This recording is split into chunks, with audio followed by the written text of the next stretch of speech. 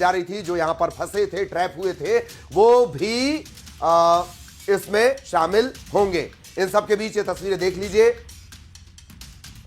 Operation सिंदूर के बाद की ये तस्वीरें हैं और हमारे साथ लगातार जो डिफेंस एक्सपर्ट हैं वो भी जुड़े हुए हैं। कुरैशी साहब लगातार हमारे साथ जुड़े हुए हैं। कुरैशी साहब, वही सवाल था आपसे, रिएक्शन आपका जान रहे थे कि आखिर आपने सुबह सबसे पहले ये जब खबर देखी, अब ऑपरेशन के बारे में सुना, आखिर क्या रिएक्शन था आपका? तो मेरा पहला जो प्रतिक्रिया, पहला रिएक्शन है वो बड़ा क्लियर है कि अपनी जो हिंदुस्तान की भारतीय वायु सेना है वो बड़ी हाईली प्रोफेशनल ऑर्गेनाइजेशन है और हम अपना जी है उसके टारगेट अचीव करने के बाद वहां बॉडी काउंट करना, बॉडी बड़ी बड़ी, वो एनिमी का काम नहीं है।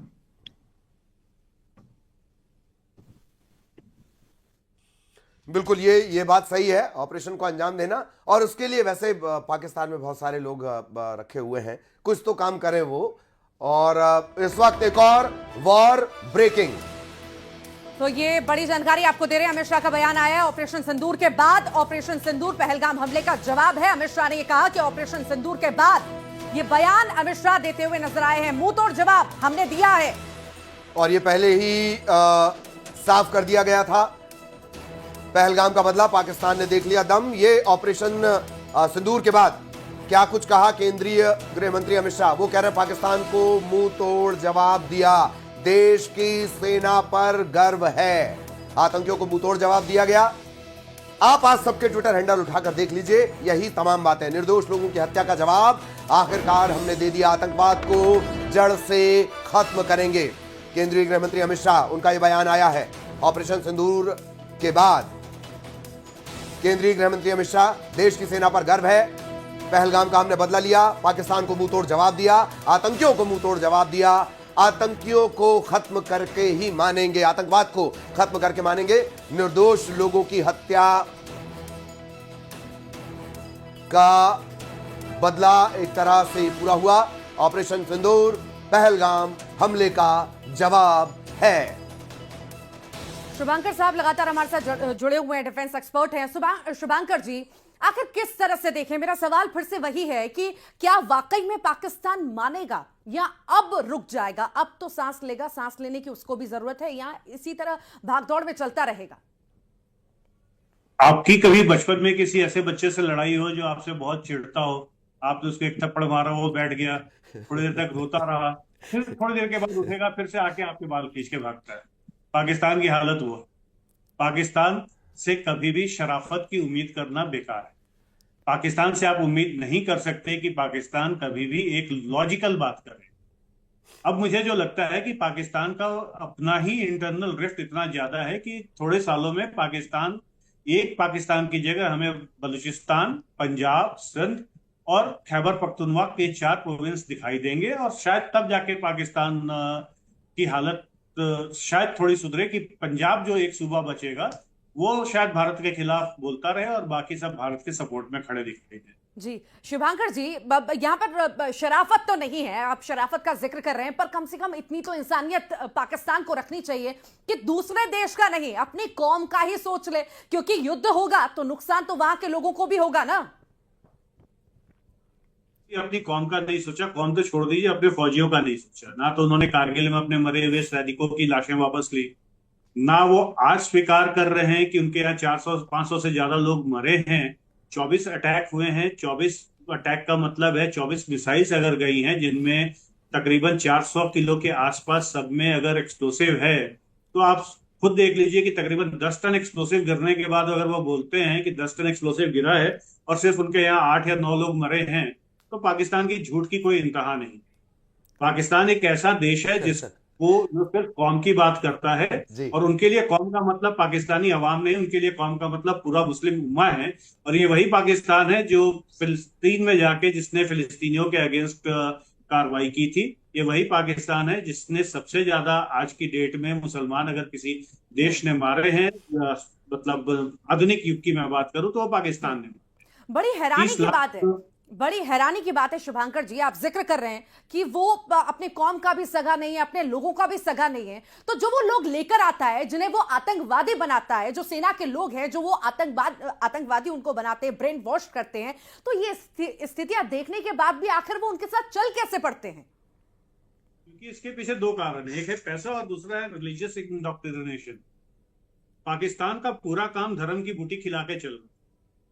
तो धर्म की बूटी और पैसा, ये दो चीजें ऐसी हैं जहां पे आपको बताया जाता है कि अगर आप इस काम में शहीद होंगे तो आपको इस शहादत के बदले अल्लाह जन्नत देगा और जन्नत में आपको 72 हूरें मिलेंगी। ये पूरा एक कैप्सूल बना के वहां पे लोगों को खिलाया जाता है, प्लस साथ में ये बोला जाता है कि हम आपके परिवार का ध्यान रखें।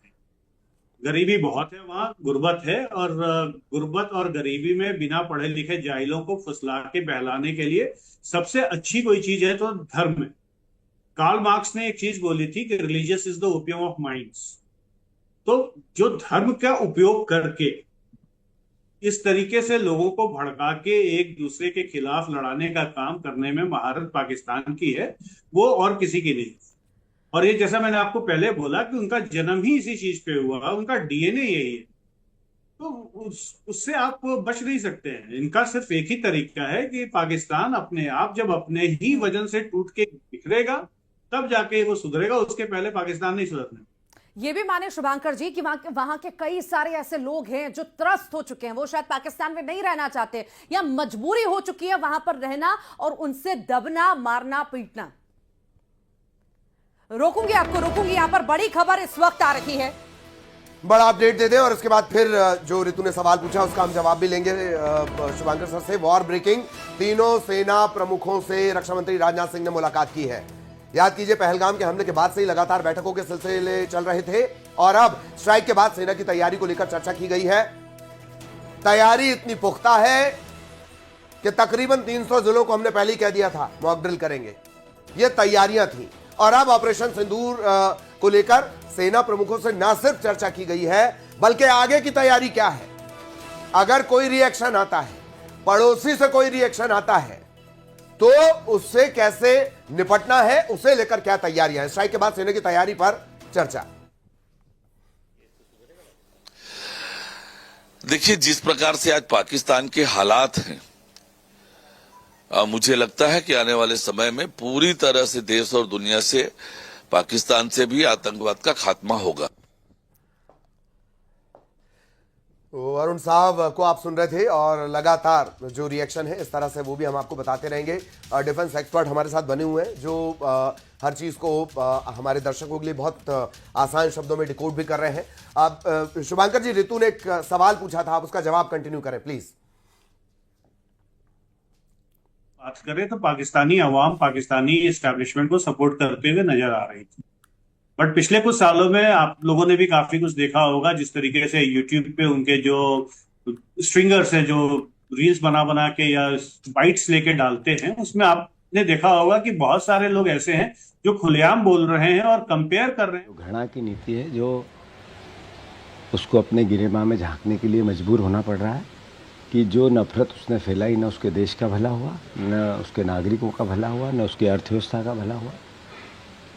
एक तरह से उस नफरत की नीति से पाकिस्तान को बचना चाहिए, दुनिया से माफ़ी मांगना चाहिए, देश से माफ़ी मांगना, हमारे भारतवर्ष से माफ़ी मांगना चाहिए।